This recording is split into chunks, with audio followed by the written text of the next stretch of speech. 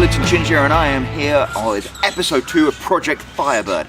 Right now we are going to have a tour of my 1988 Pontiac Firebird. I'm going to show you all the great stuff about her, why I love her, and then we are going to go through all of the stuff that I'm going to try and fix myself to get her up and running and looking awesome. So bear with me, let's have a look. Okay, so let me give you the basics. This is a 1988 Pontiac Firebird Formula. It is the third generation of the Pontiac Firebird. Don't know how familiar you are with the Firebird as a brand, but basically it's the more upmarket version of the Chevy Camaro. In the late 60s, Ford brought in the Ford Mustang, which is a revolutionary car, the pony car. And Chevy were pretty quick to introduce their own version, the Chevy Camaro. Ford Mustang used to rebrand pretty much the same car as the Mercury Cougar, the slightly more upmarket version. Chevy did exactly the same thing, and so they had the Chevy Camaro, and then they had the same car, slapped a new badge on it, and called it the Pontiac Firebird, the slightly more upmarket middle class customer. Same thing happened all the way through to the 1980s, and this is what you get here. In 1982, they brought in the third generation Chevy Camaro and the third generation Pontiac Firebird. They were very much a product of the 80s. Monocoque chassis construction, so it's all one piece as opposed to like a chassis and a body on top. The major difference between the Camaro and the Firebird is the fact the Firebird has those really cool headlights that pop up.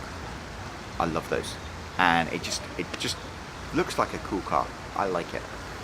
This particular model, so the Pontiac Firebird had sort of two levels. They had the Formula, which is the basic, and then they had the Trans Am, which was like the upmarket version. This is the Formula. I prefer the Formula because it doesn't have ground effects, so it's kind of sleek and streamlined. And for all intents and purposes, there isn't much separating them. So my first cars, I had two versions of these, were both Trans Ams. The last one I had was a 1985 Trans Am that had a 305 V8 engine and a 5-speed manual transmission that has exactly the same package here. So this car really is functionally no different. I just think it looks slightly cooler. Pontiac Firebird is kind of an unusual, has an unusual thing. I really like the way they look, the way they drive. I just think they're great cars. Problem is, they've kind of got a bad reputation. They've kind of got a trashy Long Island Guido reputation, which I think is a little undeserved.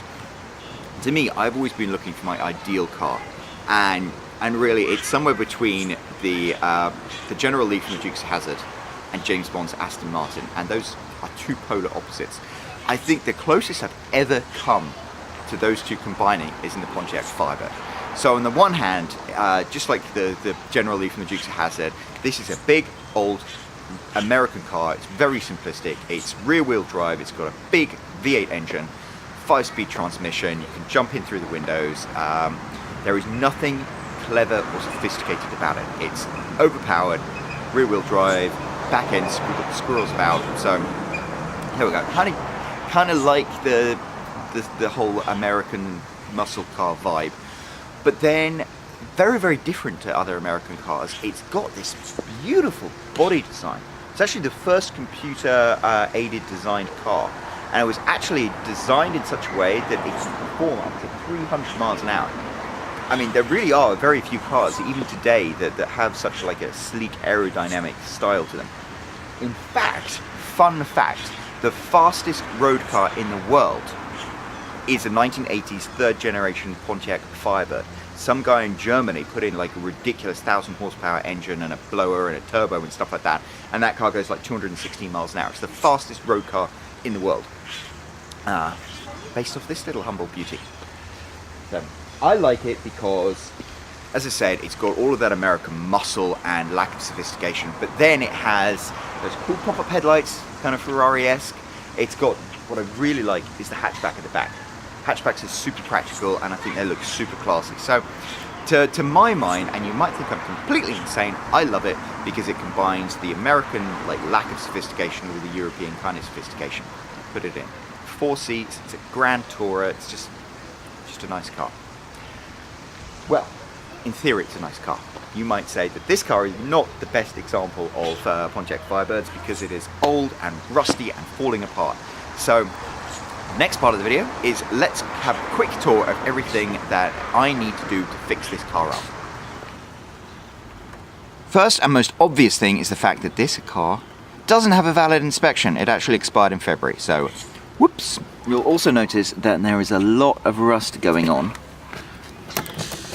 Yeah, there's rust all over the car, but specifically here on this quarter panel, that's just a big hole.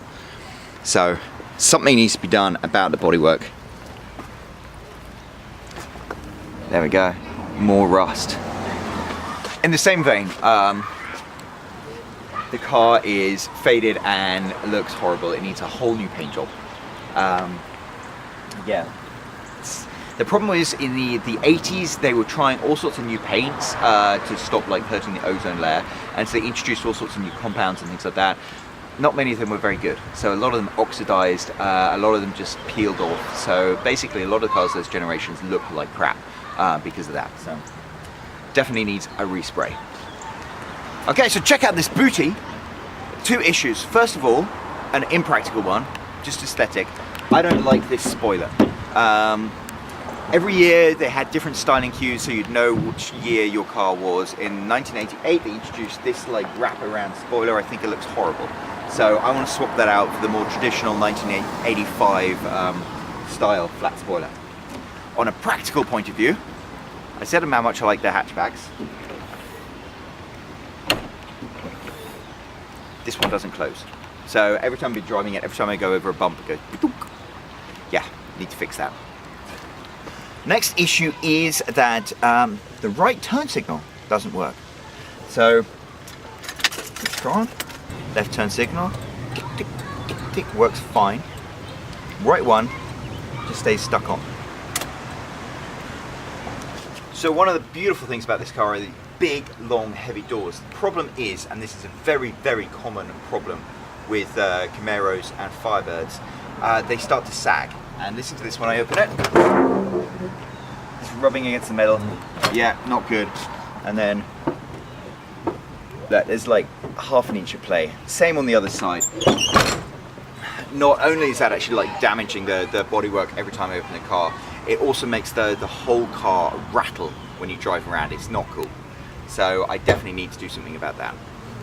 Obviously there are all sorts of little details like these rubber strippings here and on the Ttops. The Ttops don't leak, but those need to be fixed and replaced.